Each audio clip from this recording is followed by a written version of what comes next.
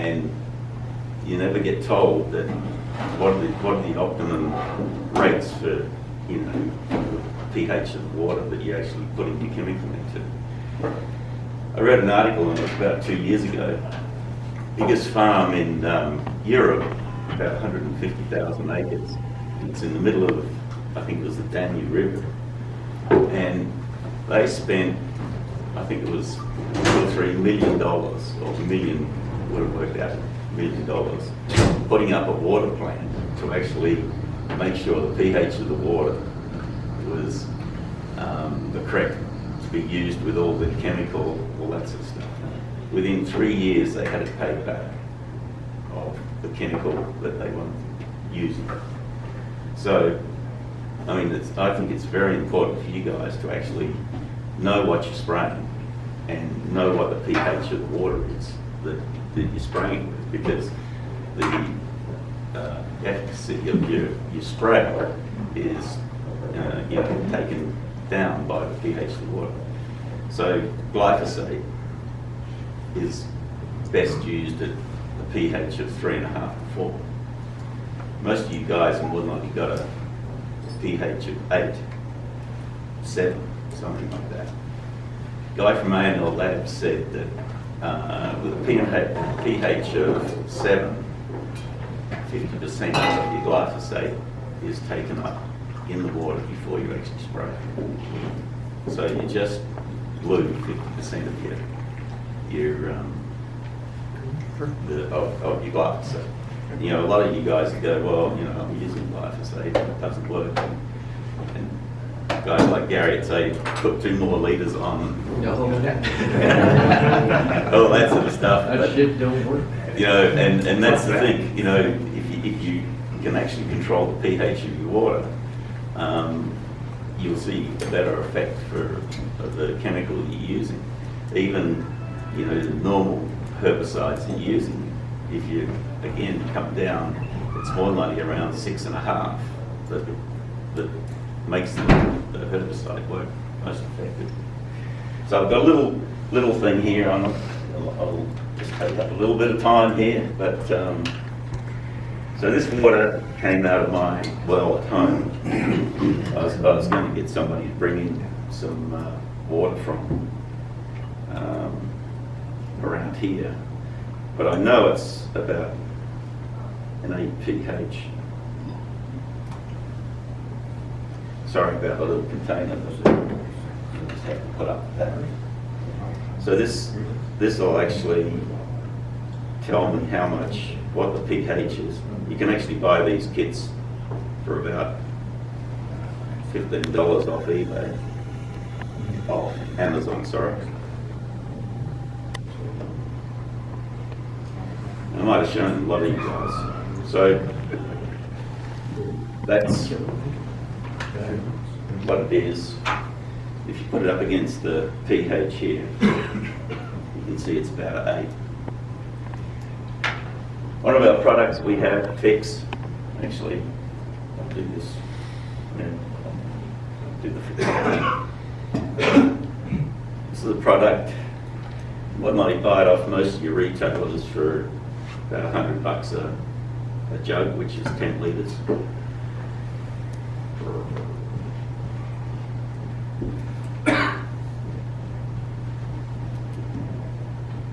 So no hocus pocus there, but that's how quickly it changes that pH.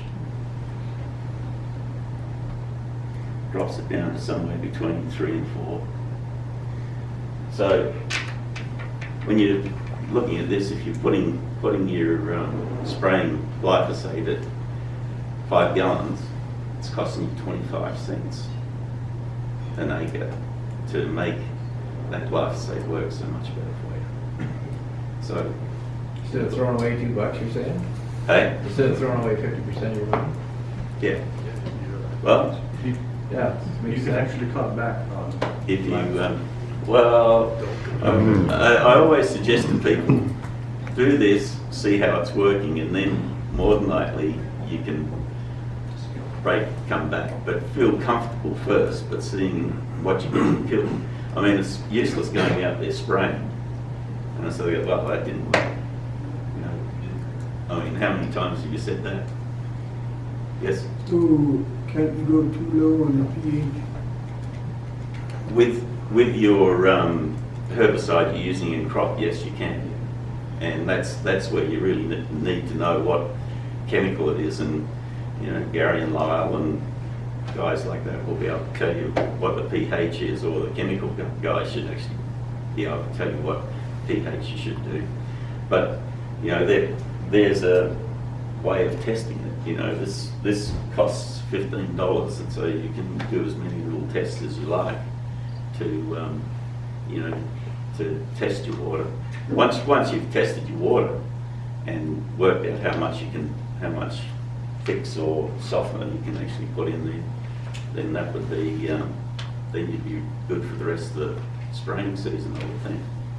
But, you know, it's just one of those things that I look at things, and, you know, we're talking about how we can improve what you guys are doing, and you know, you all are at that stage where, you know, you're not making lots of money out of it, you're not getting rich, but I mean, you can save that $2 an acre. Well, $2 an acre on 10,000 acres, come and give it to me if you don't want to do that, because I'll go on a holiday, because it seems to be a pretty nice way of doing it. So that's what we got there. So the softener 95, this is fix. And in your brochures there, I've got fix, and softener 95 is the one we would actually use in for your in-crop spraying. And again, I would suggest that you test your water, use some of the softener in there to see if it's coming down to the right level. But generally, it'll actually take it down to around about a 6. So that would be what this is. And this is a citric acid. It's organic acid. Organic acid.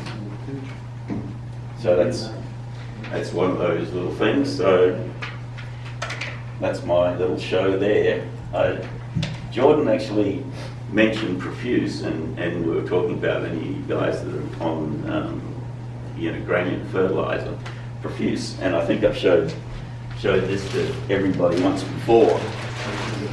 But Perfuze is our product that you can actually put micronutrients down, and I think you guys have sold some of them, have you? Boron and Just a question. So we talked earlier, the other gentleman talked about putting the boron into when you're doing your pre-seed spray. Yep. So if you is there any effects of putting the boron in and putting the fix that lower the pH? Is there anything that matters? You want to put the fix in the water first, and put your glyphosate or whatever tax partner with it. Then put some of the boron loss in the tank. But it doesn't affect the boron how it works by doing that. No, it doesn't. Okay, that's not what that's my question. No, it just I'm just specifying the order. That's Yes. how you want to fix the water first before you add anything. I don't know how many of you guys saw this last year. I think it was last year that I did this. But this Perfuze is it's a gel-based product that we developed in England, I suppose, wasn't it? And it's a way of getting micronutrients onto your fertilizer. One of the nice parts about this, and particularly with something like copper, is, you know, your plants are not actually, they actually have to intersect a piece of copper to pick that copper up. When you actually do something with Perfuze, you're actually putting a little bit of copper on every pearl of fertilizer you put down. So basically it's giving the plants so much more area to actually dig into and get your copper. I look at this, say, if you're looking at a copper deficiency, to get enough copper on for an 80 bushel wheat crop costs you about $2.50. Now, an agronomist would say you need a pound of copper. A pound of copper is going to cost you $15. And on a square metre, a pound of copper would be 5 granules of copper in that square metre. So this is giving you the plant, the food to actually pick that up and produce that product. So, my little show here. You can do this on farm if you like, or you can, the fertilizer dealer can actually put it on as well. There has been a number of guys that are starting to look at that way. I know guys out of Clareholme, Nutrition Ag out of Clareholme, they're looking at putting in a system that they can actually vote. Anybody with a batch blender can put it in. We're doing this on nitrogen because it actually shows up so well, but generally we'd like it to go on phosphate because the phosphate oxidizes the copper and the zinc. So that's how quick it is and easy it is. You can do it on farm as well by putting it through an auger. Lyle had a couple of guys who were putting on some boron, I think boron wasn't it? Yep. And they were actually putting it as the fertilizer came out of the truck going up into the air seed. This is another question. So you talked about copper before. So your seed primer, when you Yes. when you put it on the seed Yep. versus this other method, Yeah. what's that comparison? Actually, I would use both if you're having any of those ergot problems, because the seed primer is not going to give your plant enough of the copper, but it's going to give it the start. What would you say to that, Abdel? Yeah, that's what, that's right. And when you have, copper is one of those elements where you need to spoon feed it, because the plant has to intercept the copper in the soil to be able to absorb it. That's why granular copper gives you the odd response here and there, especially if you're deficient. So if you have copper on the dry fertilizer plus some on the seed and a foliar during the season, that's my preference for gassing the copper. Rather than putting everything up front and hoping for the best later on. Because with interception, you need the moisture, you need the good root system to grow to that bed to be able to take it up and feed it to the plant and have it to carry throughout the season. So especially if you're in a crop that's susceptible, it's even more important. Like, let's say you were doing some rye. It would even be more important to do these steps. Yes, it's if you have the chance to put it on the seed and lay some down like the Perfuze on your dry fertilizer, that's a good start. You might not need the foliar later on, but if you don't do that up front, with the foliars you are just playing catch up. It's similar to the boron. Except the boron, what the different issue is how reachable it is, especially if you have those heavy rains early on, or if you have dry conditions, you have to invest in the boron. One of the other things, it's a gel-based product. It's like a latex paint, but you can actually clean it up with just water. So if you had any problems, and lots of guys are worried about maybe getting it out of the fertilizer plant and having red if it's copper, or still in your truck if you wanted to wash your truck out. It's water-based, so it's, as you can see, you can clean up with a... You might hear in the marketplace that it's a water-based, It's not, because you can treat with it while it's -25 out. So if it's water-based, water freezes at 0 degrees. So, are we just about ready there? Yeah, you guys are more than welcome to start. Just the garlic toast left. And Abdel's been researching plants since he was a kid. He grew up on a farm in Morocco. So, and then he's done all his studies in France and came here, and he's been at the University of Manitoba. He did some work with potatoes, and when he first came here, got a huge amount of knowledge of plants and plant pathology, and hopefully he'll allow you to take some of that out of this room. Thanks. Well, good afternoon, and some familiar faces in the crowd, and I wanted just to relate to you what Jordan was talking about is about the balance and offering you a few solutions to some of the stresses that you're dealing with every year. So typically from January to now, everybody's looking at that increase in my inputs will get me somewhere with the increase in yield. But the challenge during the season, you're dealing with this. You're dealing with the variety you might selected that is struggling in that area. You are dealing probably with insects, weed pressure, some diseases early on or later on during the season, and so on and so forth. And that keeps pulling that curve a little bit back, and that's why we don't see that yield potential that is in the varieties.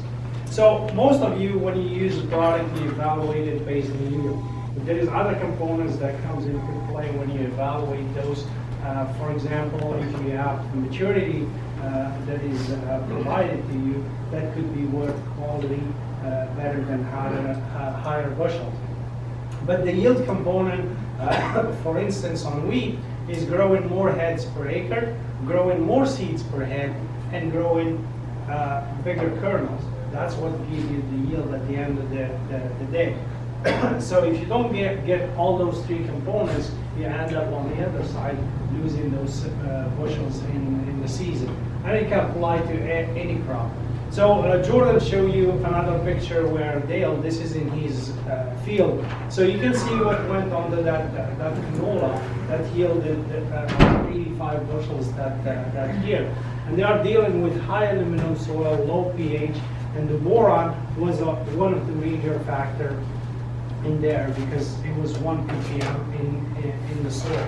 So, and addressing the boron early on in the season, addressing the phos close to the seed, maximizing the phos uptake, and using the gypsum to balance the aluminum load, that's what allowed them to do that. Some of you came to the field trials last year, and this is something that we've been working on in the last few years, working with PGRs. Those are plant growth regulators. They are not your growth regulator that shorten the crop, but they do other things, especially the branching. So if you can branch out to canola and maximize that yield without extending the maturity, that's what we are looking for.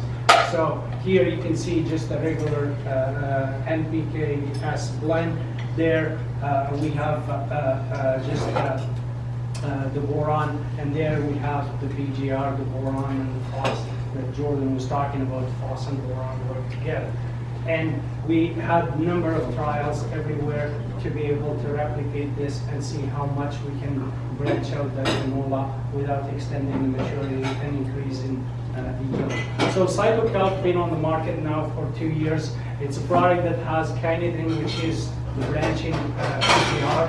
It has kelp, the yucca for stress reduction, and it has the calcium and magnesium. Those are important with boron around flowering time. It's always used at the low volumes per acre because those are very effective at lower doses, and that's what allows the branching to happen. So it extends that flowering period, which leads to yield and quality at the end of the day. So the targets are easier. Everybody is looking for faster emergence, crop health, healthier crop, and a quicker maturity in order to harvest those bushels. So, Kindgrow, Abdel, what's the stage of application for the Kindgrow? First Yeah. herbicide? the Kindgrow, you want to apply the cytokinine the first time you can on the crop. So- Everybody questioned, how can I spray that baby canola that has crop lead? But when you spray it with kinidin, that it just goes, and you have more leaves growing. So I've been pushing my guys to spray earlier because we can get better weed control if we spray the canola early. Yes. And so some of my guys, same thing, they're a little scared because the plants are pretty tiny, Yeah, but we're spraying them, so that's the good time to go into that, Yeah. that product. yeah. You want to go early so you can get a good biomass going, and you don't have that stall in between the crop leading stage and the cabbage, and that's where the canola is vulnerable to flea weed. Okay, and then compatibility with NutriBoost? Because we've been doing a NutriBoost application at that time to soften the herbicide application. Yeah, very compatible. If you are going through applications, use the Kindgrow with your first application, and use the NutriBoost the second application, because the cost will have a better advantage in the second one. Okay. So, in terms of the emergence, you want high quality seed. You want to do that fungal screen. So, I'll show you yesterday, I just posted a poll on Twitter, and you can see how much people don't pay attention to fungal screen. They do the germ, but they wouldn't look at the fungal screen, and that's very important because you can decide what fungicide to use. The PK, the phosphorus, potassium, and zinc, they are not available until the soil warm up to about 12 degrees. So that's why it's very important to add those onto the seed. So that was our first 30 days program, which allow you. This is if you add just the nutrient on the seed. This is when you add the primer technology, and this is when you combine both. And you can see we are increasing the feeding site for the microbes. So why use primers in the first place? Here we are comparing a check to a treated, and by treated we are comparing cold stress and wet stress with the primer. So with no stress, there is 5% difference between the check and the treated. With a cold stress, we have 15% treated versus untreated. Yes? You have a difference of 5 and 15, difference of what? This is the difference in germination. So you got a 5% higher So we're germination. looking at germination, we're looking at the biomass between the treated and the untreated. So when we double the stress, in this case we use the cold and wet, so the difference in germination is 30%. So what was the germination of the seed if you're picking up 5% even with the treated and untreated under no stress? Is the germination only 90%? 90% in on this seed lot. On the seed lot. So somehow you're making 5% that wasn't germinating germinate? I don't understand. This is statistically not significant. So the seed germination is somewhere between 90 and 95%. So you're getting. So my question then becomes, what was the germination of the seed lot itself before you treated it? I don't recall exactly, but it was around the 90s. You can have 100% germination at the lab, when you put it in the ground, you're not going to get 100% of those make plants. But under no stress, you'd think you'd get 100% germination if it was 100% germ to start with. Well, It'd be You close. never no stress, achieve the stress 100%. itself just germinating. You never So no achieve stress, 100% germination. So the fact of the matter is that with the double the stress, we have 30% of the seed that didn't germinate versus 5% with no stress. Now, when we look at the biomass, what makes the yield at the end of the day, with no stress, we have a difference of 10% between the treated and untreated. With cold stress, we have 25% difference, and with the double the stress, we have 40%. So you have 70% of the plant that germinated, working at 60% capacity. And that's why you're trying to avoid that from happening under cold stress. This is also very important. When you're dealing with soil temperature and soil moisture, depending whether you're dry, moist, or wet versus cold and warm, you are dealing with different pathogens. Are all your seed treatment covering all those pathogens? Some of them, they do best on certain pathogens than others, and that's why it's important to know what's on the seed in the first place. Now, the alternative, if those elements are not available, you can wait and seed late, but the yield penalties are high when you're seeding late. So this is some of the results you see with the primer zinc. So you can see the potassium, zinc, and phosphorus with they can do to the seed. So we did some trials on lentils, and within 6 days, the plants were already tapping into the band of the fertilizer that is 2 inches below and on the side.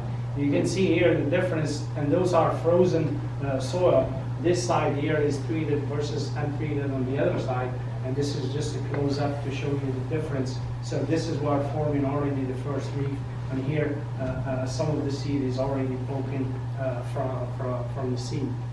And why zinc is important?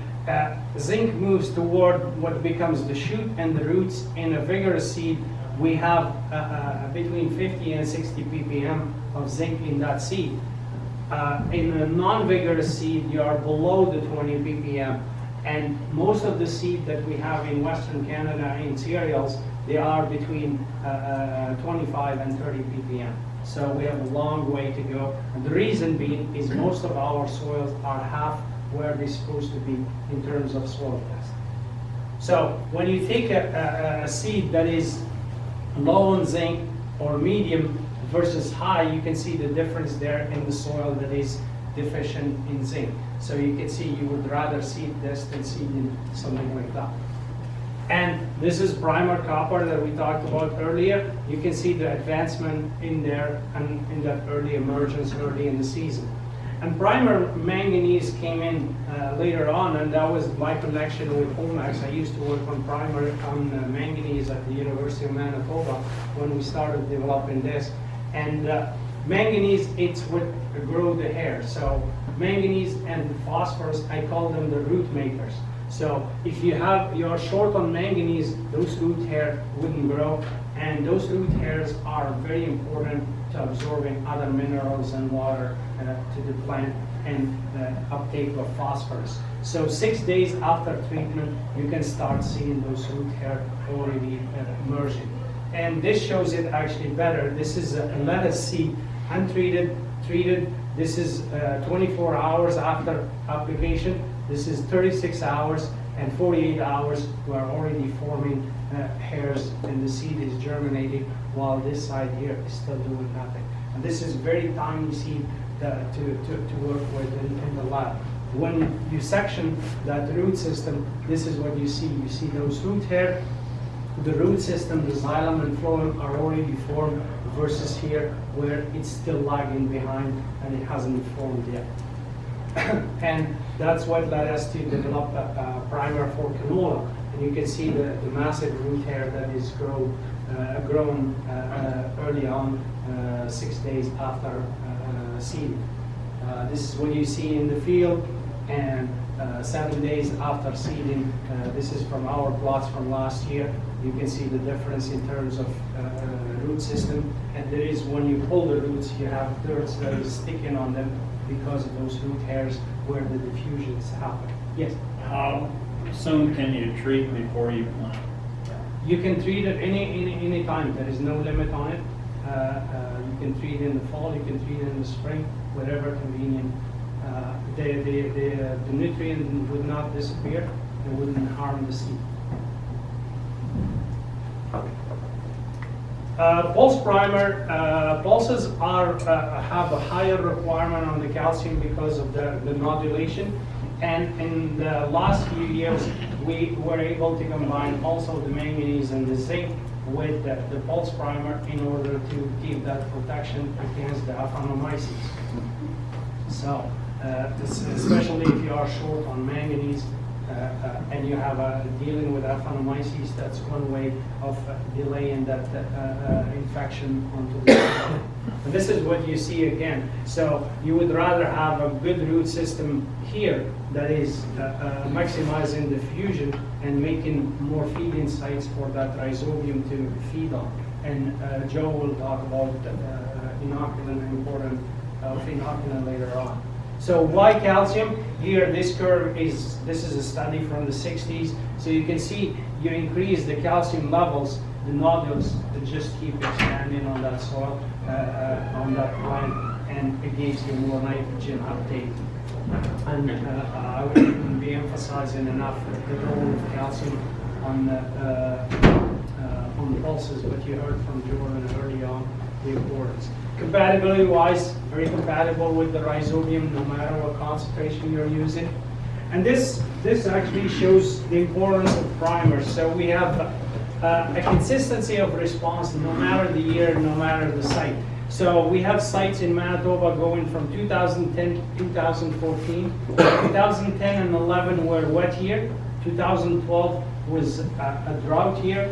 2013 was the perfect year, and 2014 was the wet year again. So you can see, no matter, and we're comparing 4 different sites, untreated, treated with primer, zinc, manganese, and copper. And no matter what the year is, no matter what primer we're using or site, we have a better response when we treat the seed versus not treating it. And we're dealing with sandy soil, heavy clay soils, and high organic matter soils. Perfuze, you've seen the demonstration earlier, and I'll go quickly about this.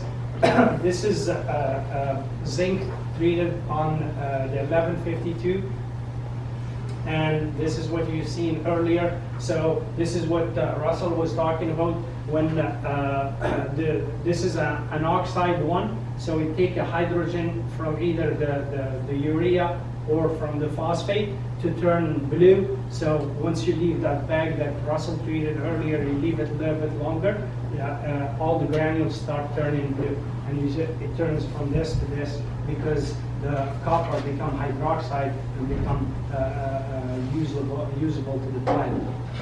So the rationale behind this, if you take 90 pound of NPK blend and you put it in square meter, that's 3 feet by 3 feet, you have actually 460 granules in that square meter. If you add 1.25 pounds of zinc, that's 6 granules of zinc, and they can land in one corner of the field, and you come back to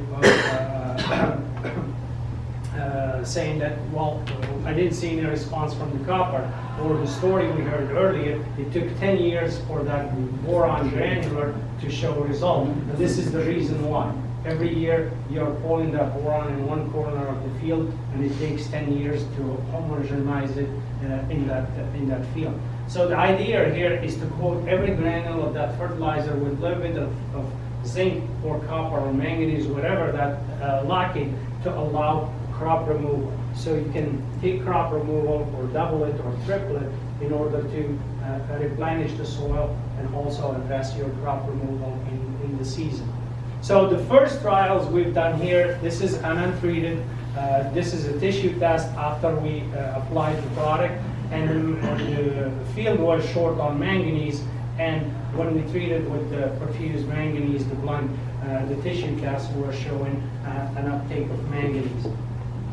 We've done lots of trials on different crops after that, and we compared it to some other granular or other products that are in the marketplace.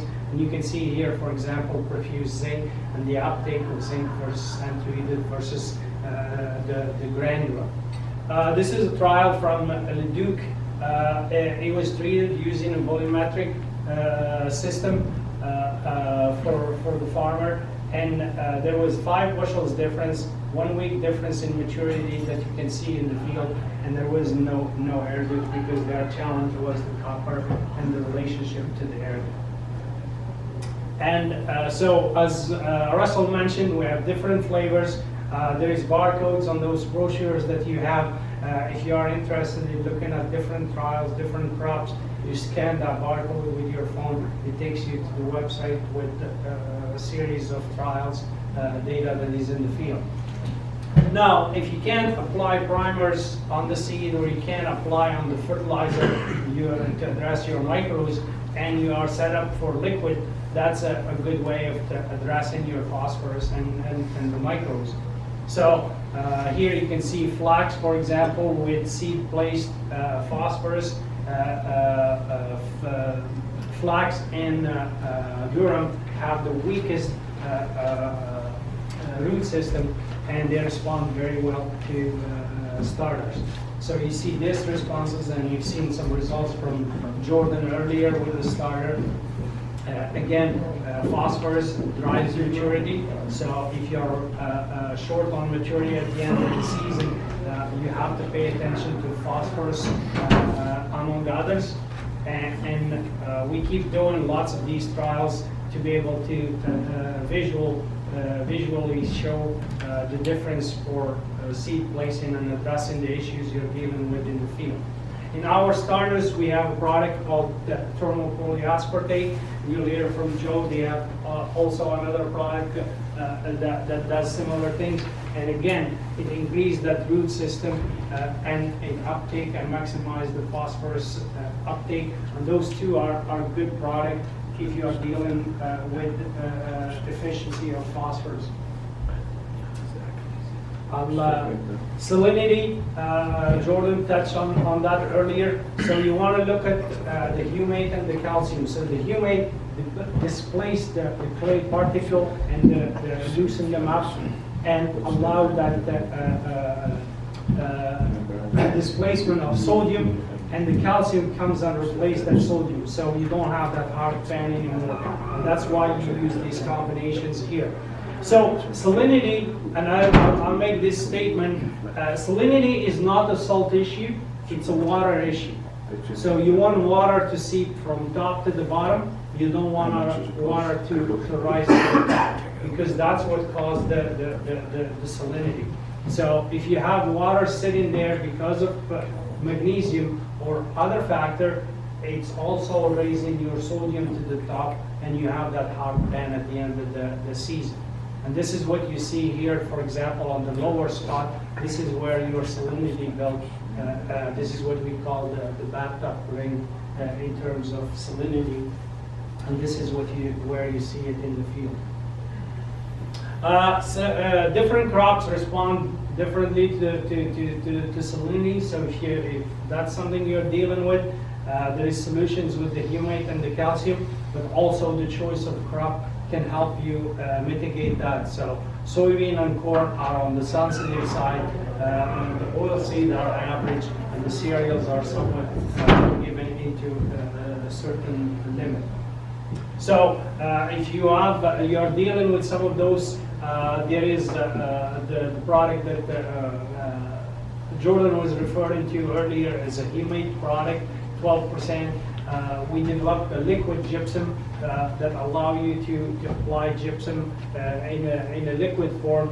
And this year we launched a product called Sequester Cal that is a sequester of calcium 9.5% that allow you to just blend it with your phosphorus if you are short on calcium or you want to deliver some calcium in furrow in the seed. That liquid gypsum, what's the rates on that? Yeah, usually around 2 to 4 liters, depending how low on. Can that go seed row or does it go? It can go in seed row unless you're doing. If you're not doing your phos, but likely. Yeah. In that case, that's the reason why we developed this product. This one you can dump it in the tank with the phos. They both stay available. Yeah, don't try and put other calcium and phosphorus in the tank. That'll be bad. Mm-hmm. Yeah. If you put the liquid gypsum, you want to put it with UAN and side bend it. That's my preference. And this year we launched a couple biologicals that help with mineralization as well as with preventing some infections on the root system. So the agriflora, we have one that is applied for the soil and one that is applied to the foliar. It's a bacillus species, and there is 2 of them in that mix, and they work together. So it's a CFIA registered. It allows you to colonize the root system and improve the mineralization, as well as the biocontrol around the root zone. So you can see here 7 days after inoculation, everything that is fluorescent here, that's the bug that start growing. So it creates a biofilm around the root zone, preventing any infection and increasing the mineralization around that root zone. So later on during season, you're dealing with a slew of deficiencies with stresses as well. And one of the most important one is that the herbicide, when you see the crop turning yellow, so lots of herbicide tie up some of the cations. For example, the phenoxys, the 2,4-D, ties up the copper. So even if you put copper in the ground, you put your herbicide, you might see some pigtailing on the leaves that is due to the tie-up of that copper with the phenoxys.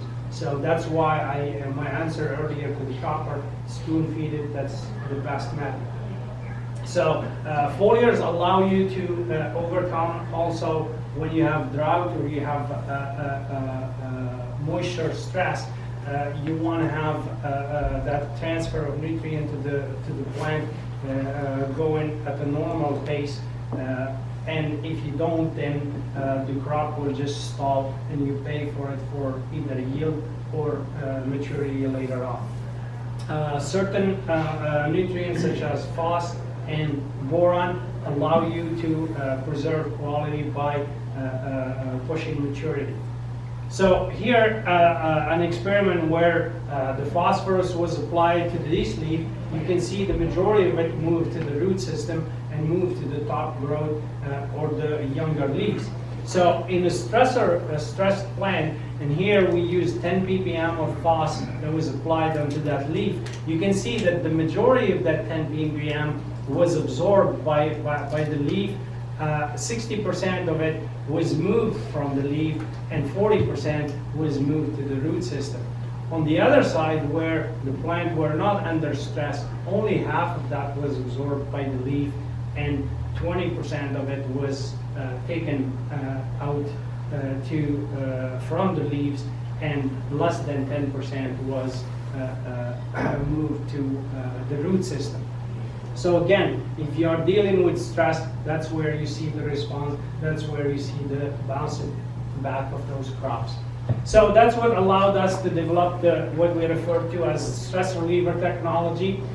A number of ingredients that were put together. They are meant to be applied at the younger stage, that 3-5 leaf stage, the earliest the better. And to stimulate the root system, increase the cytokinin production in the plant, and reduce the production of ethylene that turns the plant yellow. And that allow you to reduce that metabolic flash and allow the crop to bounce back. So what we're doing, we're driving that root system because it has phos in them, driving that root system and protecting this part of the root system where the cytokinin are produced. So they are produced here, they move up and they grow bushier crop where the auxins are produced on the top here, and they move downward to grow more roots into the ground. So we're triggering the plant to do that. If you can't do that and you want to do it with cytokinin that are synthetic, such as the kinidin, you can do that as well and trigger the plant to be bushier and drive make auxins and drive the root system. But this is telling the plant to do it. The difference between the two, this is a way where the plant can control how much of the two hormones it can produce. When you apply a synthetic hormone, if you apply too much, the plant will degrade the excess of it in order to control how much growth it can sustain. So the reason being is a plant that is growing in a normal condition has a tank full of cytokinin. A plant that is subjected to stress it has low cytokinin levels, and it has more yellow leaves. And this is what you see in the lab, and this is what we see in the field. So this is untreated, this is treated with the NutriBoost, one of our flagship product with the stress reliever, NutriBoost B3 and C3. And you can see the difference here. We're losing leaves in the canopy versus here where all the leaves stay green because we reduced the production of ethylene and triggered the production of cytokinin. So see with fix that Russell demonstrated early on. So this is on peas. We have P3, which is for pulses. So you can see when you're going late on the peas with some of those group 2s, you see that yellowing. When you add that in there, you don't see that yellowing and the crop doesn't stall. You see that on Roundup Ready. So you see this is Roundup high enough manganese and zinc. And that's why you see the yellowing in there. You see it on with the Clearfield, and you see it also with the Liberty. When you treat it with the C3 in the tank, you don't see that bronzing, and the crop is bouncing back faster, which pay dividend at the end of the season in terms of maturity. So this is what I mentioned earlier.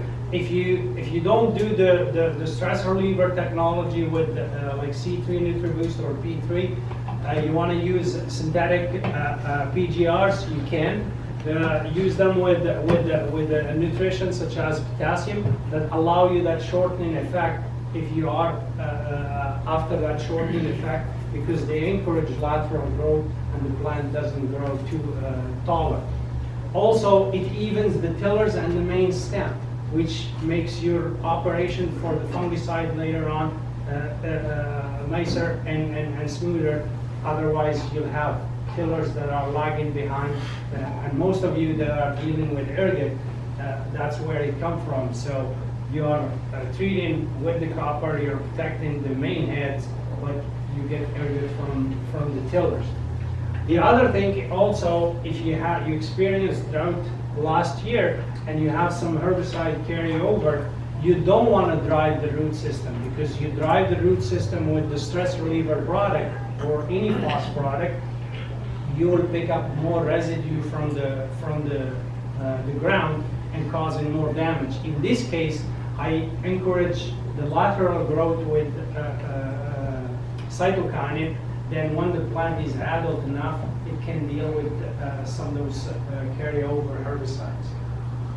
C3 also mixed with the boron allow you to recover from hail. If you're dealing with hail, the boron, it's a wound healer, and the C3 allow that lateral growth, and you can still harvest the crop while you're dealing with your insurance claim if you have a hail insurance. This is some of you that came to the plots. This is one of the plots actually that the students just like it so much because they can play all day long with a weed whacker to simulate hail. And you can see the untreated check versus the treated.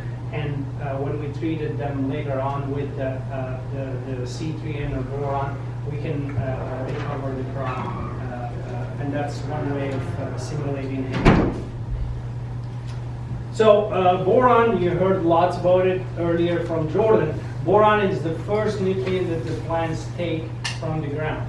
And this is a sequence of a few nutrients. Boron is the first one, followed by silica and the calcium. And when you look at those three, those are the three that build the cell wall. So they are very important to, if you're short on boron, address that early on.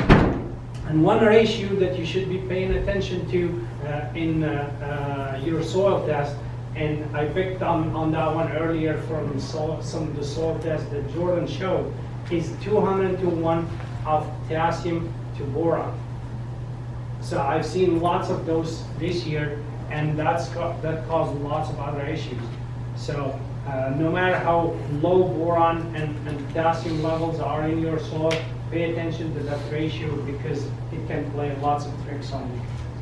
So boron balances the shoots and the roots in different crops, but also it's a sugar mover along with magnesium and the potassium. So magnesium allow the plant to produce the sugars in the chloroplast, but allow them also to load them into the phloem. But the boron moved them in the phloem, and to keep that going, the potassium is very important because it keeps the flow of the water into the plant. Most importantly, boron is important for flowering. Even if you have a good amount in the soil, you're still dealing with high heat and dry conditions in the summer, or high humidity, and both of those shut down the stomata. So if the stomata are shut down, boron wouldn't move because it's an element that moves only with mass flow of water. So this is on wheat. And this is just the results of a survey that was conducted between 2014 to 18 with lots of soil samples and tissues, whether on wheat or on canola. And you can see like there, 65% of the tissues and 85% of the tissues were showing either manganese or boron deficiency in the canola. So boron, lots of talk about it in the last few years because we've been pulling lots of these spotted crops out of the land, and we're pulling lots of boron out of the ground. Plant available boron is what matters. So if you look at the boron in a mineral form, you have between 20 to 150 ppm in the soil. Absorbed boron is between 7 to 12, but what matters, it's anywhere between 0.1 to 2 ppm. That is what is available to the plant for that specific year. Of course, the crop is important, and different crops have different requirements. So canola, for example, if you're broadcasting, you need between 1 to 2 pounds to the acre, and you need to see tissues that are showing between 25 to 50 ppm in the tissues. So if you have a boron that is below 1, you start paying attention to boron. If you are in that 1.2 ppm of boron in the soil test, you're good. You can just go with foliars during the season. In the last few years, we've seen some soils that are in that 0.1, 0.2 ppm, which is start to become alarming, which can cause lots of other issues later on in the season. So in that case, you want to start looking at that 1 pound of boron during the season, and complement that during with foliars during early flowering. So when you have hot, dry conditions or high humidity, and that's when our canola is flowering, that's when the wheat is flowering, and we start seeing some deficiencies in wheat. This is in Saskatchewan. So this first strip here was done, and you can see the difference. The only difference here is 1 liter of boron between the left and right. And on this side here, this pivot was split, untreated, treated with half a liter of boron and treated with 1 liter of boron, and you can see the difference there in terms of the NDVI picture as well as the yield. And this is from our trials on the striker peas in 2013. This is untreated check.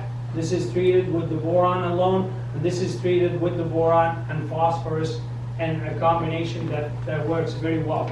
So we sent 3 different students to 3 different, to all the plots, randomly picking 40 pods from those trials. So this is the untreated. So when we split them open, we have that 4 peas in the pod. With the boron, we are looking at 6 to 8 peas in the pod. And remember what Jordan was saying earlier, they should be an even number. When we added the phosphorus and the boron, we were consistently looking at 8 to 9 peas in the pod. So striker peas, they have the potential to set 11 peas in the pod. Doing nothing, we were 2 to 5 peas in the pod. Doing the boron alone, we were consistently at 6 to 8 peas in the pod. And doing the boron with the phosphorus, we were at 8 to 9 consistently, and they were full of pods. And of course, the yield that goes with it as well. And this is Doug in Lumsden. So he took that to that message to his customers. So they did NutriBoost at the herbicide. They did the Super B and 525-5. And you can see the difference. And this was on 6,000 acres of peas. So what you need to know about boron is the form is very important. So you need boric acid when you are dealing with foliar and borate form when you are dealing with the soil applied. So for foliars, this is the only form that the plant can take is the boric acid. So we have a Super B, which is 10% boric acid, and KB78, because we noticed most of the tissue tests showing up at that time of flowering, they were short both on the potassium and the boric acid. Moly is very important to nitrogen uptake as well as the boron, and that's why it's in all those products. This is not the boron that you heard about earlier. It's only designed for soil application, and it's a borate form that doesn't release until the plant starts secreting that organic acid and taking it up. So it's for use in or on the soil. It gives you 0.5 pound a liter actual, and for use in furrow, so you want to go to that 1 liter in furrow if you are putting the starter phos, or use it with burn off. If you can't do either of these, you can still use it with your first herbicide if you are going early, as Jason was suggesting, while the majority of it should hit the soil to be uptaken through the root system. So boron sulfurs, so when Jordan and Dale came to us with that request, we went and tested lots of solubility testing to be able to decide which form we use. So there is different forms and there is different solubilities that can be there. What's important with the boron is it will move with the water. So if I don't know if you can see it well from there, but if you have boron in this beaker here, you can see that it flows with the water downward. Then when it saturates the soil, it starts moving up to the plant. So we understand that boron, how it does diffuse into the soil, and that's how we built the product. Again, to formulate this, we had to work with the pH, and we had to work with a saturated solution. If you go with boric acid, you can saturate the solution at 5%, and you have to drop the pH very low to be able to do that. Now we're working with a pH that is convenient, and we have a saturated borate solution for you to work with. This is a SAP test just to confirm that there is an uptake and an improvement of the boron levels. On this, I believe it was 0.1 ppm field, and 3 liters were applied with the herbicide. And in wheat, here you're showing also an uptake, and this also, I believe, was applied with the burn-off. Most guys, that's what they find. It's easier for them unless they have a liquid starter and they can just put it with the starter. Perfuze boron, also launched last year. It's a calcium borate, and you can apply it that allow you to even the distribution in the field. However, anytime you're dealing with granular boron, remember those zones of toxicity in the field wherever the granulars are. So that's something that you're going to look for there. Crop lodging, lots of guys deal with this in this area because you guys are deficient on manganese. And manganese is one of the components of the lodging. So when you see the difference between here, what would you see? The tracks. So crop flat everywhere, crop flat but the wheel tracks. What happened in the wheel tracks? We're squeezing the ground, we're squeezing the oxygen off the ground, and we're oxidizing the manganese. So the manganese become available to the plant, and they stay standing in that wheel track. So watch your fields. If you see this, you're dealing with manganese that is causing your lodging. If you're seeing this, you're dealing with potassium that is driving your lodging. So that's the important thing, because down south of Lethbridge where we've actually got high rates of manganese in the soil, Yeah. but on wet springs, the manganese is not available. So we've got it there, but the plant can't see it because we're wet. Last couple of years haven't been bad, so we've been a little bit drier, so we're picking it up, but we saw that when we had those wet springs a few years ago. Yeah, manganese has two forms, so the plant can take up only the Mn2+. The Mn4s, that is reduced manganese, is not available to the plant, and you see that in the heavy manure blend, and you see it also on high organic matter soil. So we developed, like if you're using primers, and we developed a product called Fortis that allow you to build the lignin into the stems to allow the crop to stand better into that lodging. And you've seen this earlier from the ergot. We have a product that allow the glume to close faster, reducing the chances of ergot from infecting the seed. And Jordan referred to it earlier, so the boron and coppers are very important to that process. So boron for driving fertility and closing those glume faster. So if the flowers stay open too long, there is more chances of having an ergot. If you can finish the process of pollination, you close that glume faster, you have less chances of ergot. So we've done lots of trials in Alberta with this product. We've seen 11 positive responses over 17 on those trials. Water use efficiency, it's something that is coming into mind in the last few years. So we went from wet cycles to dry cycles, and we've been experimenting with the potassium and silica.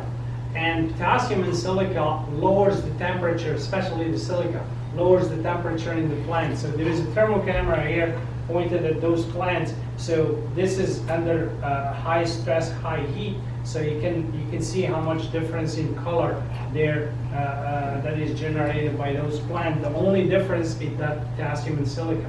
Why we do that? Potassium keeps the stomata open, plant transpire, and they cool off. And the silica added with the spray allow you to lower the temperature by 5 to 8 degrees into the plant. And we added to the mix this year a new PGR or biostimulant that allow a fast release of that adenosine. It's called tricontanol, and it regulates transpiration and allow the plant to function in a normal mode, especially when you have hot, dry summers and shortage of water. So second target is healthier crop. And you heard me before talking about the antibiotic and vitamin concept.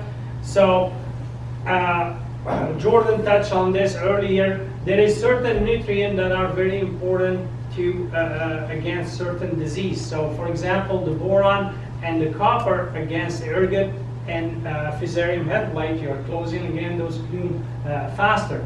Tan spot, jasmonic acid, which is a PGR we launched this year. Septoria, salicylic acid, it can allow you to counter that. And if you're dealing with sclerotinia, you're likely looking at manganese and calcium. You have to pay attention to those. Clubroot, we talked about the calcium, we talked about the manganese and the boron. Ascochyta or sclerotinia on pulses. If you're dealing with Aphanomyces in your area, pay attention to your usage of strobies and add salicylic acid to enhance the activity of those strobies. Most importantly, use some of these, and I'm not advertising any products, use those into the rotation of your herbicide because they have a direct kill onto the spores that are resting in your soils. Flea beetles, using jasmonic acid early on can fend them off. And later on in the season, when you're dealing with trips and burdock, That's why we introduced some of those PGRs. The osmotic acid allow you to fend off some of those pests and diseases later on. Silica against the Lygus bug, and you'll find some of these brochures are in your binders, or you can reach out to Russell or myself. They're not in the binders, I've actually got them there, I'm just going to put them out Okay. and then people can pick them up. Okay. So this is what started actually my collaboration with Omex when I was at the University of Manitoba, which allowed me to develop primer manganese later on. So they used to send me lots of seeds, and we do the testing and add different nutrient to it, and we find out a good relationship with the manganese. So,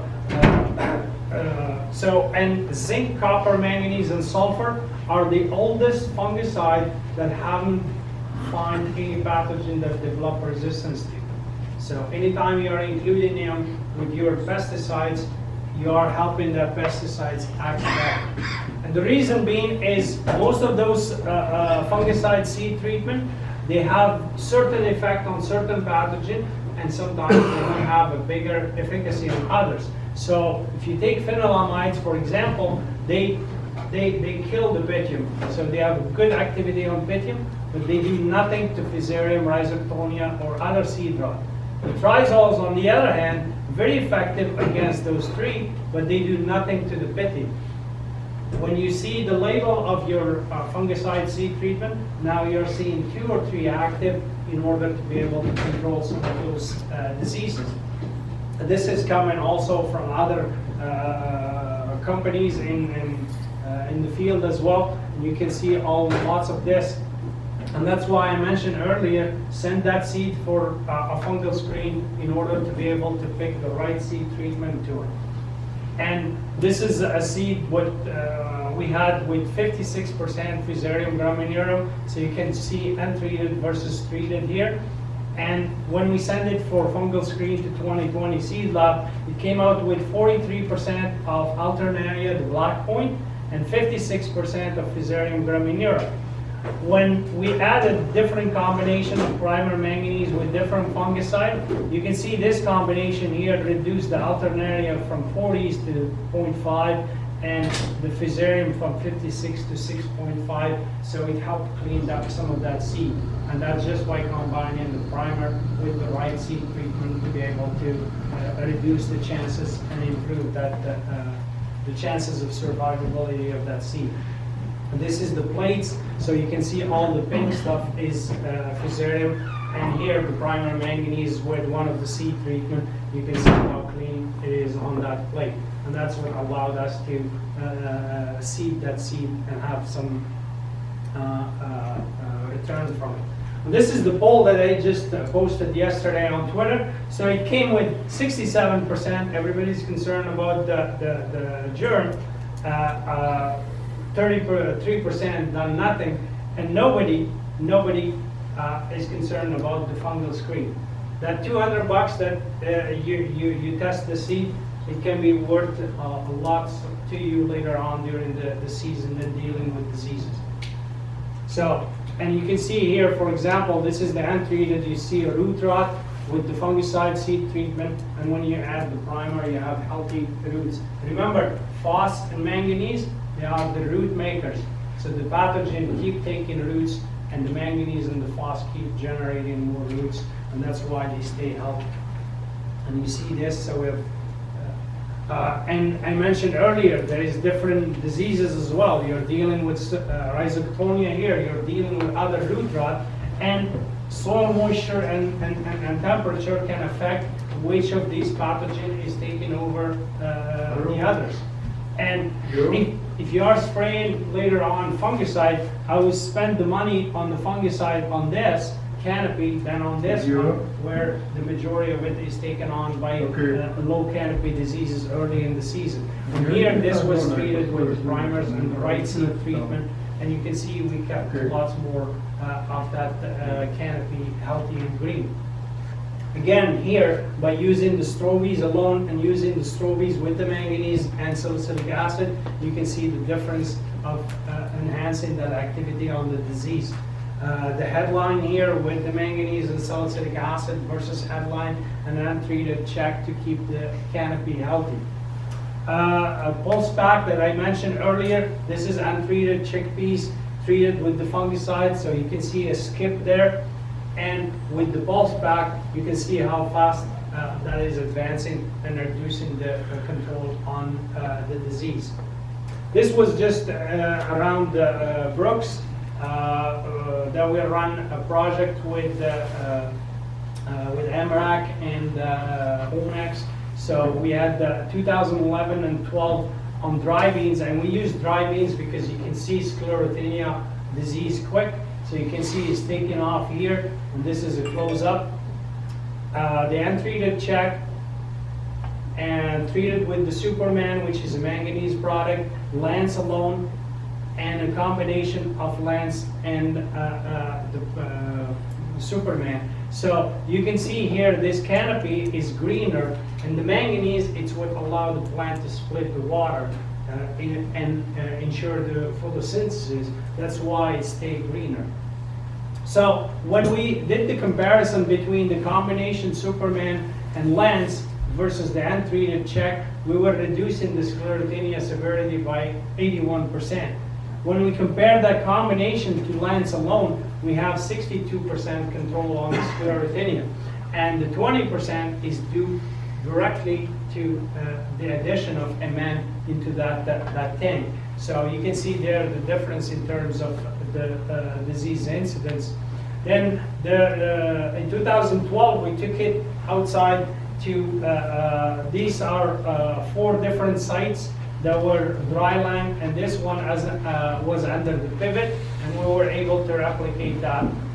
And of course, the difference when we control the disease, it end up in the yield. We analyzed the molecules that are responsible for that in the lab, and all this work has been published in international journals with lots of results from it if you are interested in looking into that. So then we took that into other places in 2016 on Clearfield canola, Lance alone and Lance with the manganese, and we added to it the salicylic acid. And you can see there the difference. By controlling the disease or enhancing the control of the disease, we have a better yield advantage. This is a yield map. You can see the strobe by itself, the strobe with the manganese and salicylic acid, and I think the picture are speaking for themselves what you can do when you enhance the activity of some of those chemistries. This is actually just a strip check, and again, a strobe and a strobe with the manganese and salicylic acid, and this is the real picture. You can see sclerotinia just thriving here versus this side where we are holding it back, and you have that line in the field. A few folks that read those articles, and they contact us from Minnesota, and they start looking at that. This is from 2017, so you can see the difference there. They use an approach which is a fungicide that is a strobe. They added to it the manganese, and it was one of their highest yielding in 2017 on the soybeans. This past year, they used Superman at different timing, and you can see there, wherever they use the P3, which is the calcium, or the Superman, they have a better control on the sclerotinia and the highest yield at the end of the day. So why zinc, copper, manganese, and I'll add to that the calcium are important? Because they are shut valves for certain pathway that the plant triggered to defend themselves. And if you look at the shikimate pathway here, it's controlled by manganese up front, and also copper, boron, and others are involved. Most importantly, they produce salicylic acid, which trigger the systemic acquired resistance and allow the plant to defend themselves. And that's why we launched a product called salicylic acid as a PGR that allow you to enhance the uptake of the effect of the strobe. What you need to know with these two PGRs is you need to know whether you're dealing with a biotroph or a necrotroph. So the biotroph, I call them the vegetarian of the pathogen world. So that's your Septoria, Phanomyces, clubroot. And the necrotroph they kill their host and they feed on the dead organic matter. That's your tan spot, that's your Fusarium, Ascochyta, and black leg. And there is the hemibiotrope, such as the Sclerotinia, that start one way and finish the other. So you need to know which one you're dealing with to be able to choose which one you need to do. And to finish off, the last target is a quicker maturity. So in terms of the maturity, I keep telling her to stop smoking, but she keep going. So untreated check versus treated. You can see you do this at herbicide timing with the C3, but it banks days toward maturity. And this is 25th of July. You can see the difference there because this one were subjected to stress and they were lagging behind in terms of maturity. In our plots, the same thing. Primer with C3 on this side versus the untreated check. These are stuff, the brown seed. We seed early May and the 31st of July. The rule of thumb is 5% change in color every day after the 31st. For some of you that seed late, you want to target the 15th of August to be doing that. And we compare all different varieties, so you can see certain varieties are responding better than others, but it can give you a gauge on how much maturity difference you can see in those fields.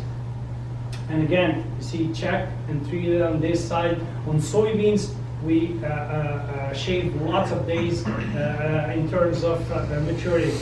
This is a Pasteur variety. This is 115 days variety in Manitoba. So you can see there, untreated check versus treated, primer on the seed, and C3 with herbicide. That's all what that plot received. The heads are out and flowering. The heads are still in the bud. And when you, most of you know wheat, that's about 7 days difference in there. So if we can reduce that to by 7 days, that's a very good day. So check and treat it again. You can see the difference in color. And primer alone, and the primer with the C3, and you are always moving toward that better maturity and earlier maturity. And of course, the biologicals we launched this year that help with mineralization, salinity, some of other stimulation as well. The PGRs and biostimulant that help you with enhancing some of the strobies or branching up the crop. The sequestrical to mix with phos if that's what you're lacking in your field. And if you're dealing with clubroot, pay attention to the calcium boron below 50% in the base saturation and below 1 ppm of boron. You're likely threatened by clubroot and you start paying attention to it. Silica, lowering the temperature during the heat, and lots of few others, the humic acid, fulvic acid, and the tricontinol for water use efficiency later on. So biostimulants are going to be the future to maximize efficiency. And in summary, I hope that I conveyed to you the importance of priming the seed and using micronutrient close to the seed, whether on the dry fertilizer or in furrow with the seed. Foliars are your friends when you're dealing with stresses. And every time you spray, think about nutrition or adding biostimulant in that tank. That's always, and your water volume is very important.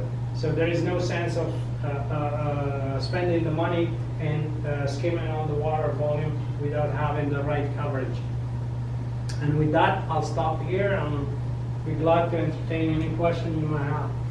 Water volume and speed. Water volume and speed.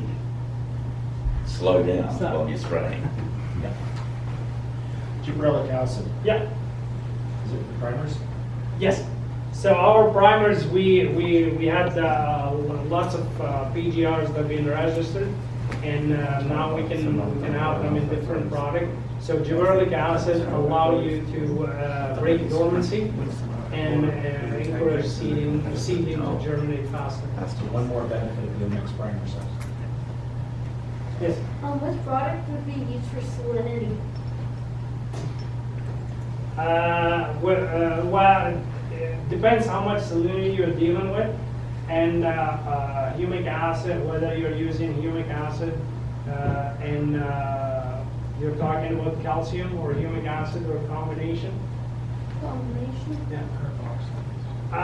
You probably want to go to that gallon of humic in 1 to 2 liters of calcium, depending where the base saturation is, and include some boron. It's not a boron and authority. Authority Supreme, is that No issues at all. Really? Compatible, yeah. So we have a little break here, and then Gary's got somebody that we need to listen to a little bit. So if you'd like to have